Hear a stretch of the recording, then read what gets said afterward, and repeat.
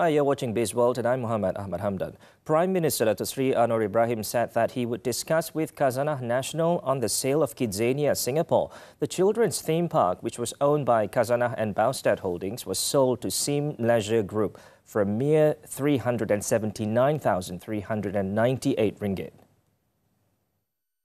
Okay, mengenai Khazanah, apa bagaimana dekat KidZania Singapore yang kena jual tu? Datuk saya syarat dulu.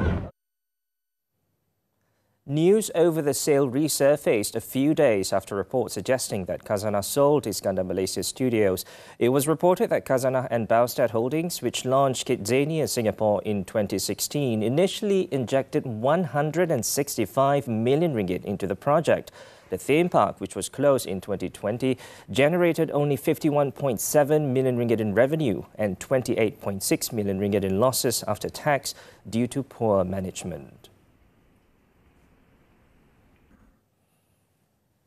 Malaysia's net inflow of foreign direct investment (FDI) surged to 74.6 billion ringgit in 2022 as compared to 50.4 billion ringgit in the previous year. According to Department of Statistics Malaysia, as at the end of 2022, the country's FDI position was 879.1 billion ringgit, up from 782 billion ringgit in 2021. By sector, Malaysia's manufacturing contributed to the largest FDI inflows.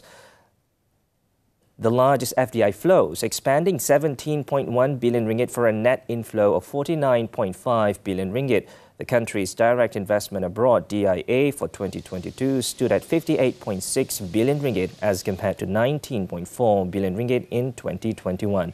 Malaysia's FDIs and DIAs were encouraging as it reflected the favourable economic situation in the country, attracting foreign companies to continue their investments.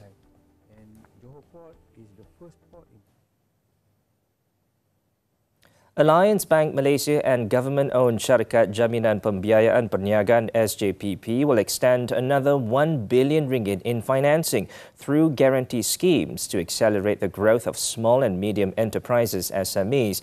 Alliance Bank said the guarantee schemes covered in the partnership include the Pemulih Government Guarantee Scheme. This will allow businesses without collateral to access financing of up to 20 million ringgit to fund their capital expenditure, daily business operations and trade activities. Other schemes offered are the Working Capital Guarantee Scheme and Working Capital Guarantee Scheme Startup. They aim to help SMEs across all sectors meet different business requirements as they grow. Moving on, Top Glove reported a net loss of 130.59 million ringgit in the third quarter ended March 31st, 2023 versus net profit of 15.29 million ringgit in the same period a year ago, while revenue declined to 530.62 million ringgit from 1.49 billion ringgit previously. I think it's a good thing about the cash flow. Top Glove very positive cash flow. Instead, in the past, we may have a negative cash flow. Our bank balance maybe 30 million loss a month, but now we have about 20 million positive already. So there is the net bank balance will continue to improve. I mean, we have a positive cash flow coming in. He added the group's overall operating performance improved as loss after tax reduced by 23% from the previous financial quarter. It attributed to an increase in glove average selling prices, ASP, of 6%, coupled with cost optimization initiatives. This includes decommissioning obsolete production lines and temporarily stopping production at 17 out of its 49 factories in view of the softer global glove demand. And lastly, Apex Securities expects crude palm oil CPO prices to average between 3,300 and 3,600 ringgit per metric ton for the remainder of 2023.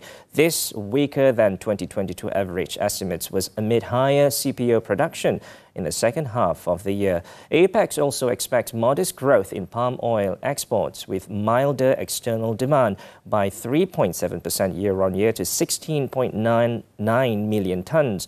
Palm oil inventory is also expected to fall due to Indonesia's domestic market obligation and export quota ban. It added that demand could worsen due to a global economic slowdown amid high inflation and rising interest rates. In terms of production, the Malaysian Palm Oil Board has estimated 2023 palm oil production to rise by 3% to 19 million tonnes. That item wraps up Bizworld this time around. I'm Muhammed. Ahmad Hamdan. Thank you for investing your time with us.